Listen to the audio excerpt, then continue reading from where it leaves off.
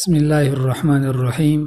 مرنے کے بعد رشتہ داروں سے ملاقات ہوگی یا نہیں؟ محترم ناظرین، کسی بھی انسان کے لیے دنیا میں سب سے زیادہ پاکیزہ اور محبت کرنے والا رشتہ اس کے ماں باپ کا ہے۔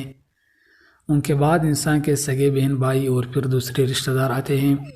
اس دنیا میں قائم یہ رشتے کسی بھی انسان کے لیے اولین ترجیح ہوئے ہیں، جبکہ کچھ رشتے تو ہماری زندگی کے لیے ایسے لازم و ملزوم بھی ہو جاتے ہیں کہ ان کے بغیر زندگی گزارنا ناممکن اور محال ہو جاتا ہے۔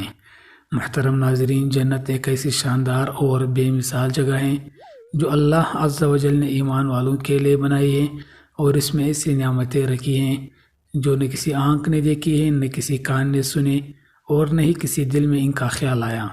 جنت کے بارے میں جو کچھ بیان کیا جاتا ہے وہ صرف سمجھانے کے لیے ہوتا ہے، ورنہ دنیا کی اعلیٰ ترین چیز کا بھی جنت کی کسی نعمت سے کوئی مقابلہ نہیں۔ لیکن اب سوال یہ ہے کہ کیا انسان کی نہ ختم ہونے والی زندگی میں بھی ہمارے میں اہم اور پاکیزہ رشتے کیا ہمارے ساتھ ہوں گے؟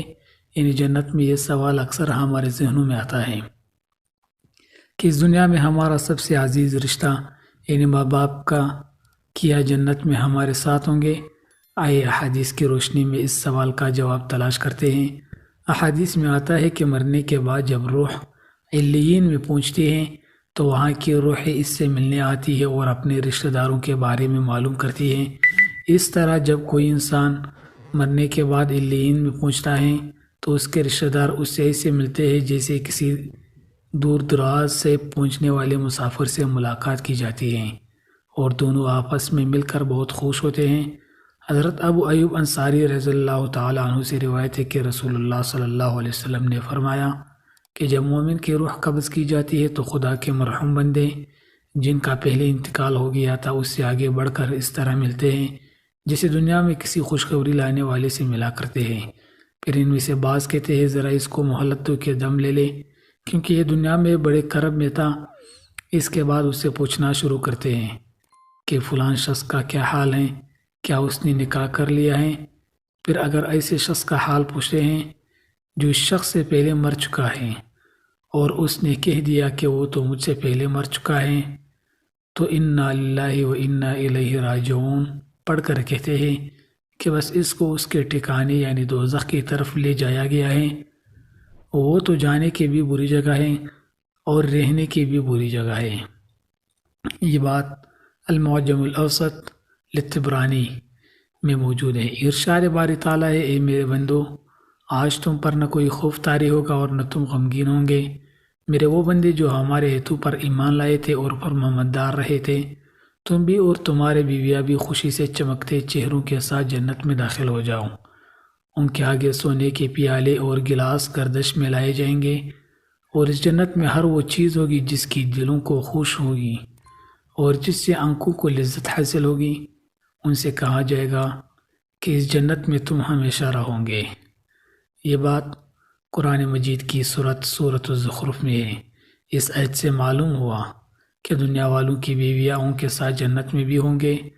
حضرت ابو ہریرہ رضی اللہ تعالیٰ عنہ سے روایت ہے کہ رسول اللہ صلی اللہ علیہ وسلم نے فرمایا، جب مومن کی موت کا وقت آتا ہے تو فرشتے ریشم کا سفید کپڑے لے کر آتے ہیں اور کہتے ہیں، اے روح، اللہ تعالیٰ کی رحم و مہربانی کی طرف اور ایسے رب کی طرف نکل جو غصے میں نہیں ہے، اس حال میں کہ تو بھی خوش ہے اور تیرا رب بھی تجھ پر خوش ہے۔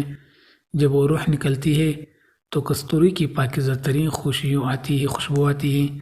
فرشتے اس سے وصول کر کے ایک دوسرے کو تماتے رہتے ہیں یہاں تک کہ آسمان کے دروازے تک پہنچ جاتے ہیں۔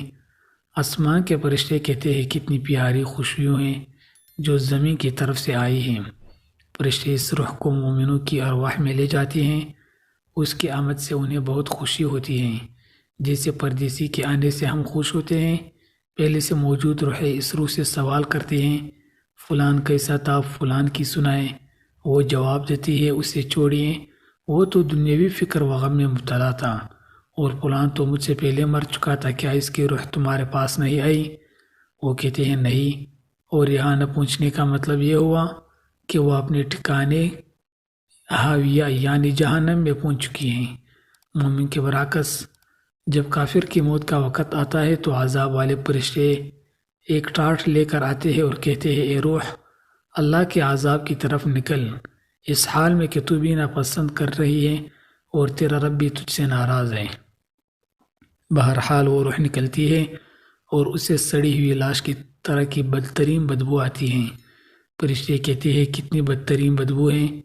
ان احادیث سے معلوم ہوتا ہے کہ مرنے کے بعد بندہ اپنے والدین اور اپنے رشتہ داروں سے ملتا ہے۔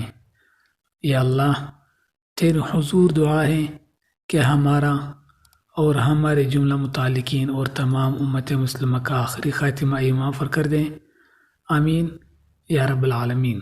دوستو، اگر آج کو آپ کو ہماری یہ ویڈیو اچھی لگی ہے اور آپ ہمارے چینل پر نئے ہیں تو چینل کو ضرور سبسکرائب کر دیجیے گا، بیل آئیکن کو پریس